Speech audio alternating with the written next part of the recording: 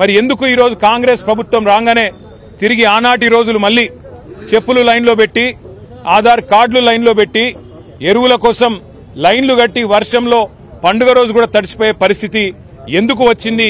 దీనికి కారణం ఎవరు? కాంగ్రెస్ ప్రభుత్వం చెప్పాలని చెప్పి మేము డిమాండ్ చేస్తున్నాం. తూతూ మంత్రంగా 4 రోజులు అసెంబ్లీ నడపడం కాదు, 15 రోజులు అసెంబ్లీ నడపాలే.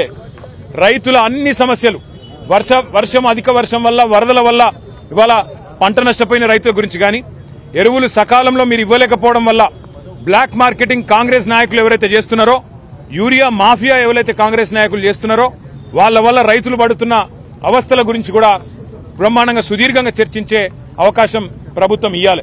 దాంతో పాటు ఇవాళ రాష్ట్ర వ్యాప్తంగా నెలకొని ఉన్న వ్యవసాయ సంక్షోభం మీద కూడా మాట్లాడే అవకాశం ఇవ్వాలి, చర్చ ఖచ్చితంగా పెట్టాలి.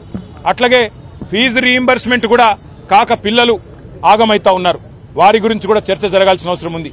రాష్ట్రంలో వర్షాల వల్ల చాలా చోట్ల అకాల వ్యాధులు, సీజనల్ వ్యాధులు వచ్చి ప్రజలు అవస్థలు పడతా ఉన్నారు. దాని గురించి కూడా సుదీర్ఘంగా చర్చ జరగాల్సిన అవసరం కూడా ఉంది.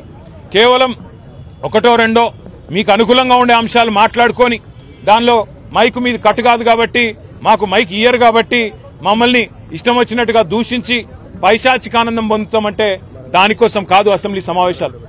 అసెంబ్లీ సమావేశాలు ప్రజల సమస్యలు చర్చించడానికి, ప్రజల సమస్యలను ప్రభుత్వ దృష్టికి ప్రతిపక్షం తీసుకురావడానికే పెడతారు. కాబట్టి అన్ని అంశాలు సాకల్యంగా చర్చించాలి అంటే 15 రోజుల పాటు ఖచ్చితంగా చర్చ జరగాలి. అర్థవంతమైన చర్చ జరగడానికి బీఆర్ఎస్ ఎప్పుడు కూడా ముందుంటది. అన్ని విషయాలు, కాళేశ్వరం మీద మీరు వేసిన కమిషన్తో సహా, అది పీసీ ఘోష్ కమిషన్ కాదు, పీసీసీ కమిషన్ అది. కాబట్టి ఆ పీసీసీ కమిషన్ రిపోర్ట్తో సహా, తప్పుల తడక లాంటి ఆ నివేదికతో సహా అన్నిటి విషయంలో కూడా మా పార్టీ పూర్తి స్థాయిలో మా వైఖరిని కుండబద్దలు కొట్టినట్టు చెప్తాం. కానీ ముఖ్యం, ఇవాళ మనం